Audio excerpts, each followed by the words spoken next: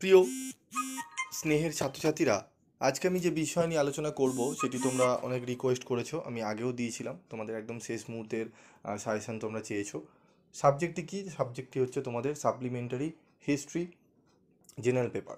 তো যাদের history general পেপারে তোমাদের সাপ্লিমেন্টারি এক্সাম রয়েছে তাদের জন্য আজকের এই ভিডিওটি অত্যন্ত গুরুত্বপূর্ণ। আজকের এই ভিডিওতে যে প্রশ্নগুলো বলবো একটু ভালো করে মনোযোগ সহকারে শুনবে এবং প্রশ্নগুলো ভালো করে যদি করে যাও, আশা করি তোমরা অনেকটাই উপকৃত হবে। এবং উত্তরের কোয়ালিটি তোমাদের ভালো করতে হবে, উত্তরগুলো একটু ভালো করে লিখবে যাতে পরীক্ষার নাম্বার যাতে তোমাদের ভালো হয়। ঠিক আছে, তো চলো আমরা কথা না বাড়িয়ে চলে আসি আমাদের গুরুত্বপূর্ণ কোশ্চেনগুলো। তো দেখে নাও আমাদের যে history general paper BS second semester.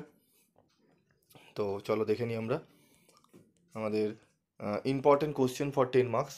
10 নম্বরের প্রশ্ন কি কি পড়তে হবে দেখে নাও। প্রথম যে প্রশ্নটি পড়তে হবে, একজন সাম্রাজ্য নির্মাতা হিসাবে সমুদ্রগুপ্তের কৃতিত্ব নিরূপণ করো।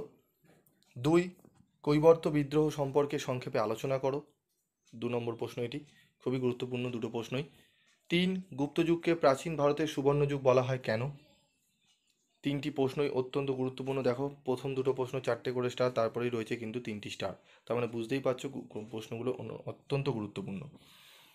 4 নম্বর প্রশ্ন, আদি মধ্যযুগের ভারতে পাল, গুর্জর, প্রতিহার এবং রাষ্ট্রকূট শক্তির মধ্যে সংগঠিত ত্রিপাক্ষিক সংঘর্ষ সংক্ষেপে সম্পর্কে আলোচনা করো। আদি মধ্যযুগের ভারতে শিক্ষার বিকাশে নালন্দা বিশ্ববিদ্যালয়ের ভূমিকা পর্যালোচনা করো।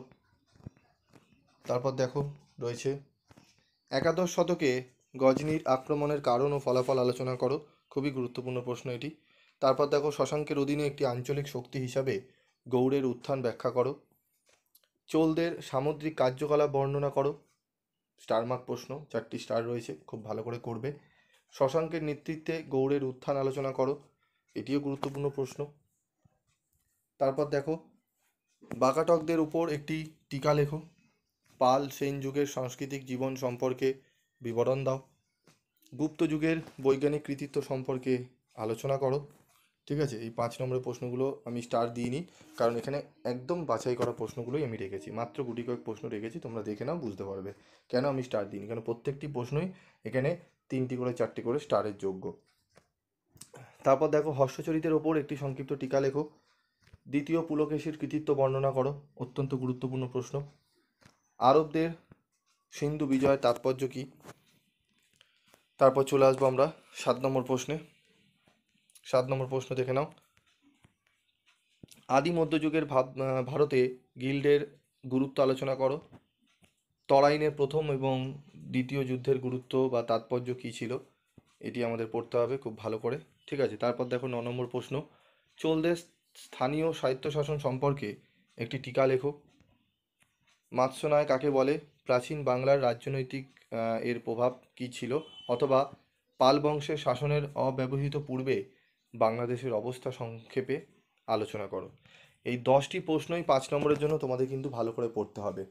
ঠিক আছে, 10টি প্রশ্ন পড়লে আমি আশা করি তোমরা ম্যাক্সিমাম কোশ্চেন কিন্তু কমন পেয়ে যাবে, এবং প্রত্যেকটি প্রশ্নই অত্যন্ত গুরুত্বপূর্ণ। আশার নিরীক্ষে নাই মানে খুবই এগিয়ে এই প্রশ্নগুলো। ঠিক আছে, তাই জন্য আমি এই প্রশ্নগুলো তোমাদের সামনে তুলে ধরলাম।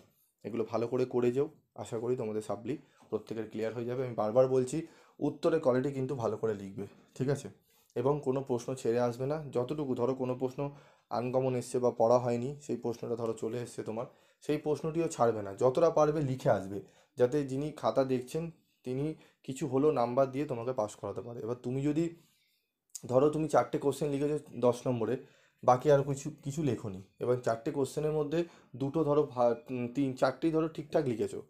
ঠিক আছে, 4টে ধরো ঠিকঠাক লিখেছো, এবার সেখানে ধরো তুমি 6 করে পেলে, 4 6 24 বেরিয়ে গেলে, কিন্তু ধরো তুমি দুটো 10 নম্বরে লিখেছো, আর কিছুই পারছো না, আর একটা 5 নম্বরে লিখেছো, তখন তোমার একটু সমস্যা হবে। তুমি যদি ওইভাবে ছেড়ে আসো, ধরো 5 5 করে দুটো 10 নম্বরের প্রশ্ন তুমি 6 6 করে 12 পেলে, এবং 5 নম্বর প্রশ্নে তোমাকে ধরো 4 দিল বা 5-এ 5ই দিল, ঠিক আছে, তখন কিন্তু তোমার নাম্বারটা কিন্তু উঠবে না। তুমি যদি অন্য একটা 10 নম্বর বা আরেকটা 5 নম্বর বানিয়ে লিখে আসো, সেখানে যদি 3 2 করেও 5 দেয়, তোমার কিন্তু তুমি বেরিয়ে যাবে। তো ওই জন্যই বলি, ছেড়ে আসবে না কিছু, অন্তত যা পারো, যেটুকু অভিজ্ঞতা রয়েছে জানো, লিখে আসো। হ্যাঁ, তা বলে আবোল তাবোল আহ, মানে কনসেপ্টের বাইরে গিয়ে লিখলে তো নাম্বার পাবে না, সেক্ষেত্রে আরও ইমেজটা খারাপ হবে। তো সেইটা করবে না, ওই রিলেটেড যতটুকু জানো সেটুকু লিখে আসবে। ঠিক আছে, তো চলো, বেস্ট অফ লাক, প্রত্যেকের ভালো পরীক্ষা হোক, এটুকুই বলার ছিল। আজকের মতো এটুকুই।